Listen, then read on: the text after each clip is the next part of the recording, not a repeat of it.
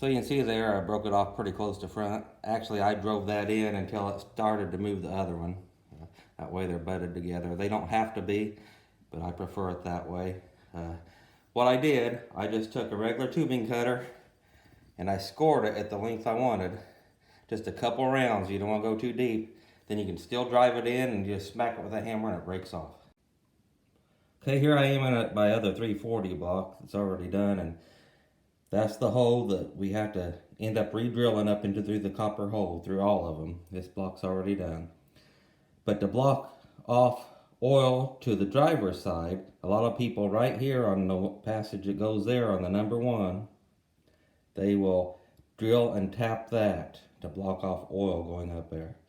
Other people will come up here. They'll drill and tap that for a pipe plug deep enough that it blocks the oil hole. Now I've got an easier way to do this. Let's go into the other 340 block and I'll show you. Okay, here at the other 340 block here, the oil hole is back in there about a ½ inch or so where it comes up to feed the driver's side. All I do is take your freeze plug that comes in the kit, and this is a used one because I got to knock it back out when I clean the block.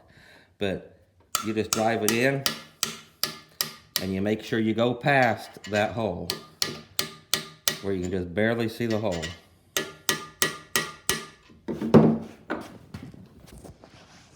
But that's the simplest way I know of to block off oil to the driver's side. So that stops 16 leaks around the lifters. Here's the copper tubes in there. I have to peen them yet, and I'll show you what I use to do that.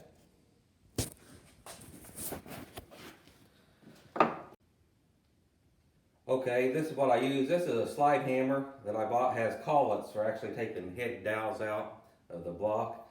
But Goodson sells a lifter broach. They sell them for Chevy, Ford, Chrysler, of course. And what it is, just a little ball shape on the end. And it's actually 906 diameter. It's for broaching them if you have the block blasted with a steel shock. But one thing I do, put it on there. You don't want the thread sticking out or you can booger up that tube. The first thing, I just put a little oil on here. Just to lube it up a little bit for the first one. And you drop it in. Try to keep it straight with your lifter board and then just go easy. Just like that, and that'll peen it in. Hammer it back out and you can look down in there and see what it does. Okay, you will have to take a little sand roll and try to just get the tube, but I usually hammer it through there a few times.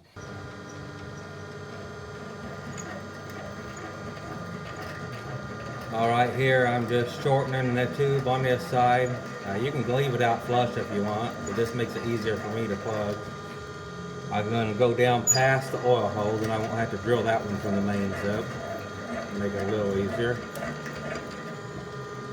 I'll go till I just see it coming.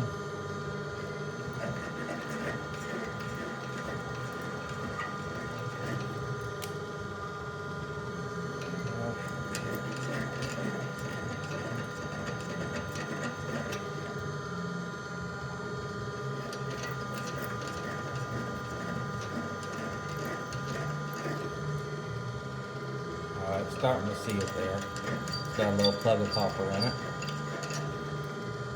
Just a hair more.